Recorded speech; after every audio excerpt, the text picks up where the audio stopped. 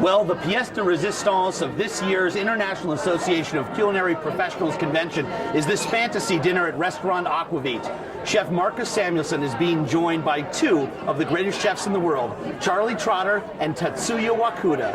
Well, I'm here with Chef Marcus Samuelsson and Chef Tetsuya Wakuda. Marcus, what's it like to host a dinner for these luminaries? Such a great opportunity. You know, I think out of all the people I know, the one that cooks most similar to my cooking is Tetsuya Wakuda. You know, and he cooks in Sydney, and I cook in New York and Minneapolis. So far apart from each other, but so when I picked this dinner and who I would like to cook with, I always admired Charlie's food, and I've always been a great admirer of Tetsuya that I started to find out about 4 or 5 years ago. This buzz about this guy in Sydney that cooks similar to you. I'm like, what are you talking about? So now to have him here in Minneapolis, this is a great honor. They say, and most of the great chefs in the world who I've spoken to over the last week or so have all said that one of the great things about your food is that you're such an awesome technician, that your technique is so clean and so perfect. And most chefs say that that's the next big trend also, that we're going to get away from a lot of silly food and really hone in on technique. Do you see technique as being something very important as a part of your cooking? Because other people seem to think it is. Well, technique is one thing, but also, you know, our cooking, as you're going to see tonight, right? It's very simple, but we get best of produce, and then we either add it. Could be herbs or spices or degree of cooking, like cooked, like, you know, absolutely cooked through, or either just sealed, or halfway cooked, or 10% cooked, or whatever, and plus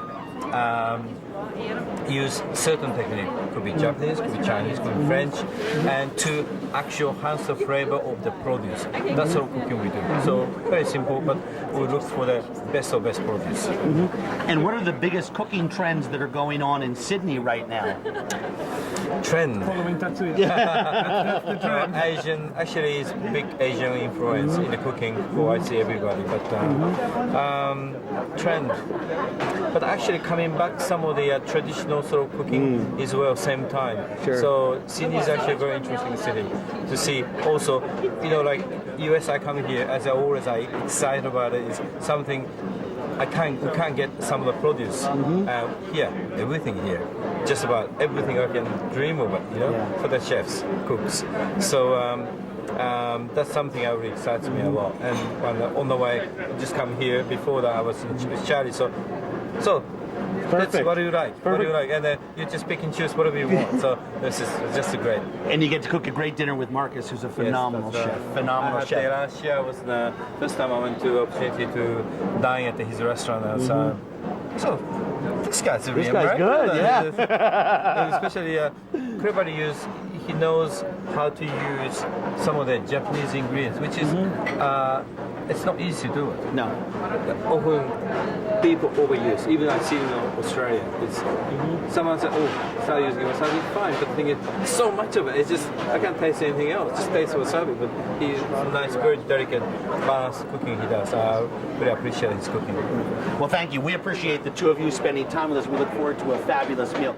And this is Chef Charlie Trotter, a man that I'm sure a lot of you recognize, both from his cookbooks and his television shows, arguably one of the greatest chefs working today. Charlie, are you enjoying yourself here in Minneapolis? Well, of course. It's one of the great cities that we have a relationship with in Chicago. So many folks from up here come down and visit us, and it's a small way for me to reciprocate and come back here and be part of this very special dinner.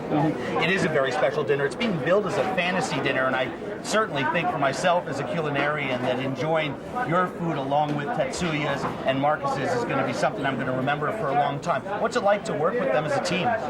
Well, I think as great as this may be for folks dining tonight, I think I can speak on behalf of Tetsuya and Marcus and say that it's equally great for us when we get to hang around our chef friends, our colleagues. I think we live for this. You know, we all are kind of cloistered in our own little worlds, our own little kitchens, and we're well aware of what our friends are doing, and we have such great relations, but we don't get to see each other very often. So when we do get to go somewhere and put together a dinner, it's a little bit like musicians coming and playing together, you know, in a band, if you will. Yeah, I relate food a lot to music as well. I find it interesting that you do also.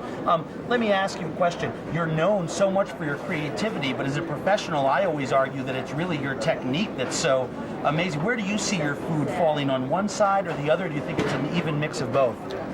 Well, creativity without technique is meaningless, and creativity for its own sake is meaningless. The number one rule for all of cooking, and this applies for the home cook as well as professionals, is to what extent you go to get great product. And I don't just mean luxury product or premium product or expensive product, but just beautiful, natural, seasonal product, and treating it with respect.